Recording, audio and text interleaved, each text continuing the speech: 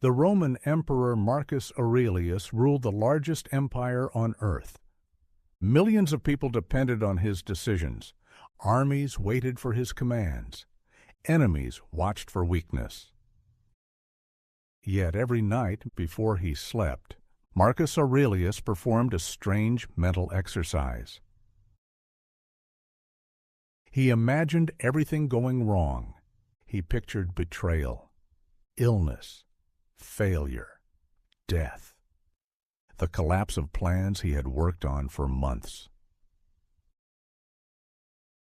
Most people would call this pessimism, but Marcus Aurelius believed it was the only way to remain calm.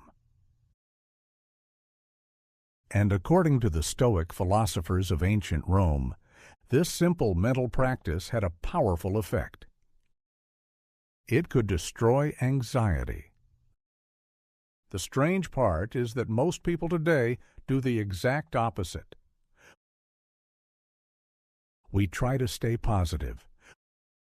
We tell ourselves things will work out. We distract ourselves with entertainment. We avoid thinking about worst-case scenarios. But somehow, anxiety keeps getting worse. You feel it when you're lying awake at night, thinking about a decision you haven't made. You feel it when you're waiting for an email that could change your future. You feel it when your mind keeps asking the same question over and over. What if things go wrong? And the harder you try not to think about it, the stronger the anxiety becomes. The Stoics understood this problem more than 2,000 years ago. They believed anxiety was not caused by danger itself. It was caused by uncertainty. When your mind doesn't know what to expect, it fills the unknown with fear. And that fear grows in the dark.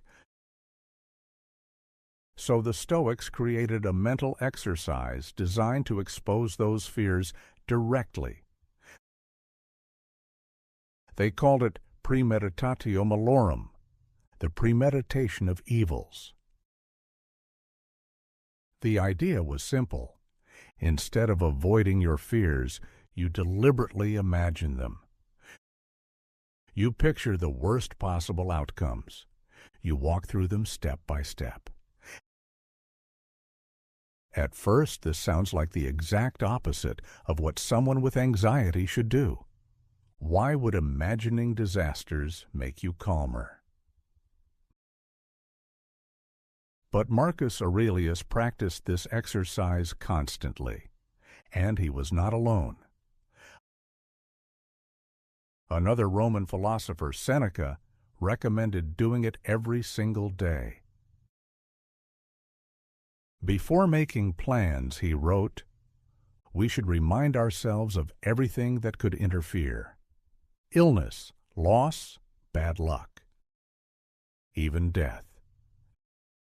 Not because the Stoics enjoyed pessimism, but because they believed something powerful happens when you face your fears clearly. Your mind stops exaggerating them. Think about how anxiety usually works. When you're worried about something, your mind doesn't show you clear pictures. It shows vague shadows. You think something bad might happen, but you never fully define it. The result is a kind of mental fog. Your imagination fills the fog with endless possibilities. And those possibilities feel terrifying precisely because they are unclear. But when the Stoics practiced premeditatio malorum, they forced the mind to bring those shadows into the light. What if the plan fails? What if the project collapses? What if people criticize you?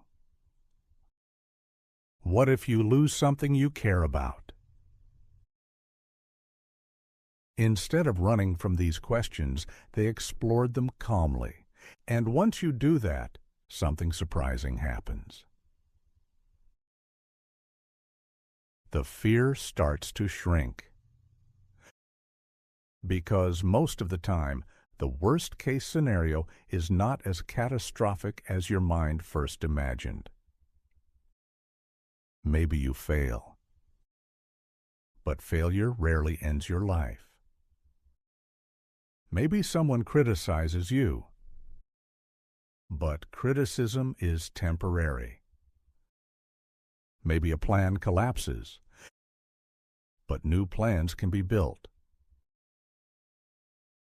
When you think through the worst outcome carefully, you often realize something important. You could survive it. Marcus Aurelius wrote about this repeatedly in his private journal. He reminded himself that external events are unpredictable. But the way we respond to them is always within our control. That insight sits at the heart of Stoic philosophy. You cannot control everything that happens. Maybe you fail. But failure rarely ends your life. Maybe someone criticizes you. But criticism is temporary. Maybe a plan collapses. But new plans can be built. When you think through the worst outcome carefully, you often realize something important. You could survive it. Marcus Aurelius wrote about this repeatedly in his private journal. He reminded himself that external events are unpredictable. But the way we respond to them is always within our control. That insight sits at the heart of Stoic philosophy. You cannot control everything that happens, but you can control your reaction. And when you accept that truth, anxiety loses much of its power, because anxiety thrives on the illusion that everything must go perfectly. The Stoics rejected that idea entirely. They assumed things would go wrong. And by assuming it early, they were never shocked when it happened. This gave them an unusual kind of confidence. Not the confidence that life would be easy, but the confidence that they could handle difficulty. Seneca once wrote that we suffer more often in imagination than in reality. Think about how true that is.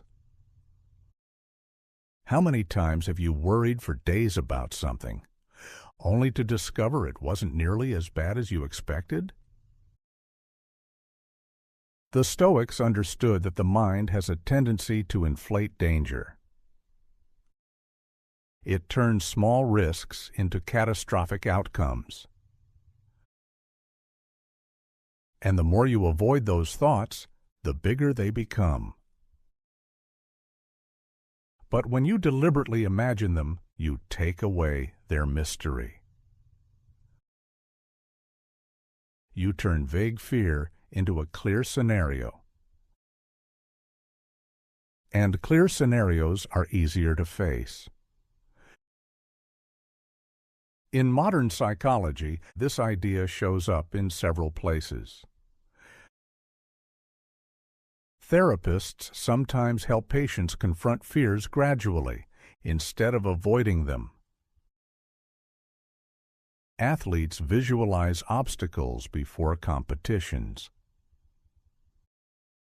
Military strategists plan for worst-case scenarios before entering battle.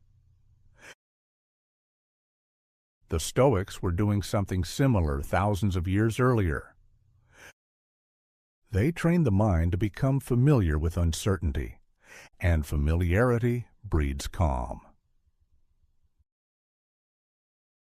But there's another layer to this exercise that most people miss. The goal was not only to reduce fear, it was also to sharpen gratitude. When you imagine losing something, you suddenly realize how valuable it is.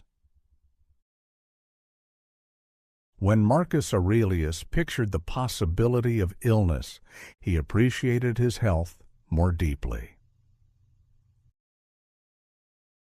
When he imagined losing power or reputation, he reminded himself that those things were temporary anyway. The exercise stripped away illusions. It forced him to see what truly mattered. And that clarity made everyday life feel more meaningful. The Stoics believed that anxiety often comes from clinging too tightly to things we cannot control. Status, success, other people's opinions, the future. But when you imagine losing those things, you loosen that grip.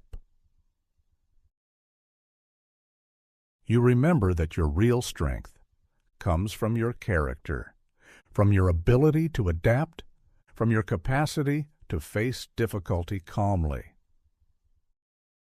In other words, the exercise wasn't about pessimism. It was about preparation. Imagine two people walking into a difficult situation. One believes everything must go perfectly.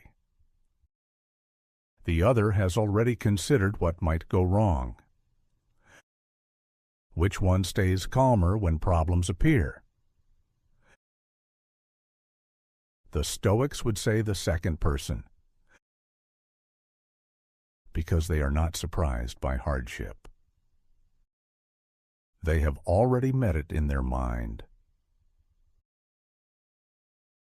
And once you've mentally faced something, it loses much of its power. This is why Roman leaders, generals, and philosophers used this exercise before important decisions. They imagined obstacles. They imagined setbacks. They imagined loss. Not to discourage themselves, but to remove fear from the equation. When anxiety disappears, clarity takes its place. You stop overthinking. You stop hesitating. You focus on what you can actually do. And that is where real strength begins.